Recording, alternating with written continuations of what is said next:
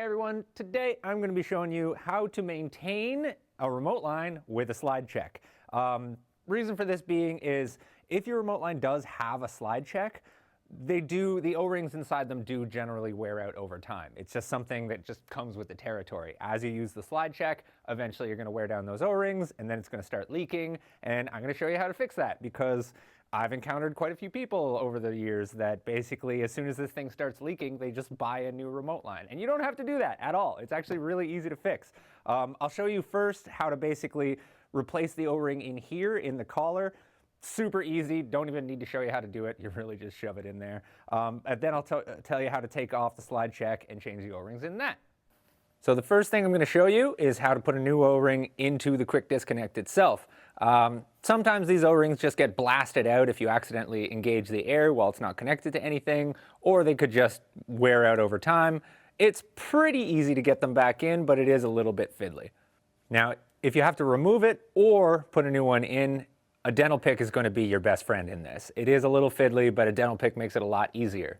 If the O-ring is damaged but still in there, you basically just have to dig around and eventually just pry it out. I'm not going to show you how to do that because there's honestly no good way to do it. It's just kind of fiddly.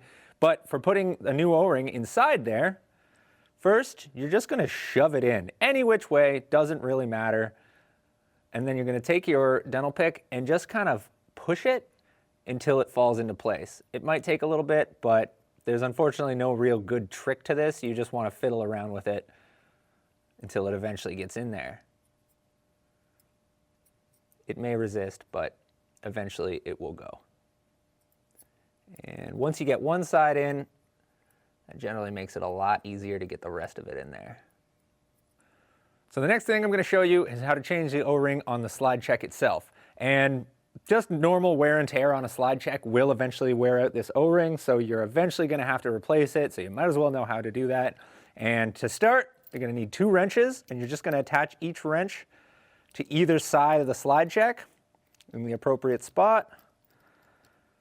And you're just going to unscrew the entire end portion of the remote line. Like that. Pull it off like that. Next, you're going to have some kind of a little ring or something on one side of the slide check. Now, not all remote lines are created equal, so it may be a C-clamp, it may be, in this case, just like a little round piece of wire, but essentially it's just being held on by tension, and you should be able to just pop it off like that, no problem. Once that's gone, you can actually slide the slide check right off like that. Now, if you can see, there's an O-ring on each side of this slide check. Most of the time, if not all of the time, I'm not 100% sure, these are the same O-rings that actually go on the top of your air tank. So if you have air tank O-rings, it's the same one, so if you need to change it out, it's the exact same O-ring, so hopefully you have some.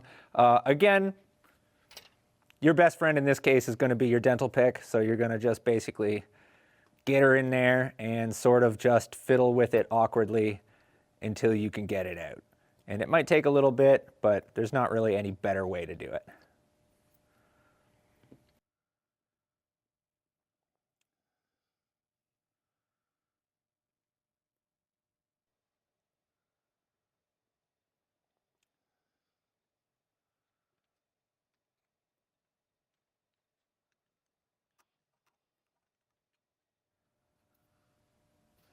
Once you have the O-rings in, not a bad idea to hit it with a little bit of oil or grease. Not much. I don't think it's 100% necessary, but it doesn't hurt.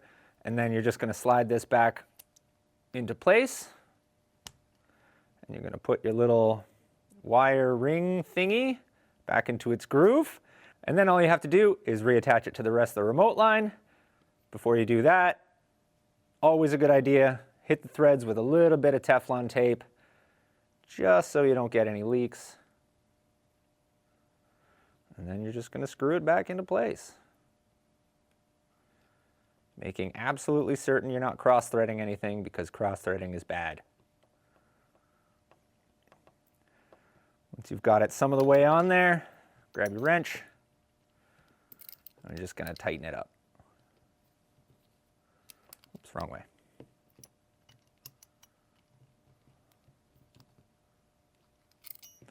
And there you go. That's all you got to do.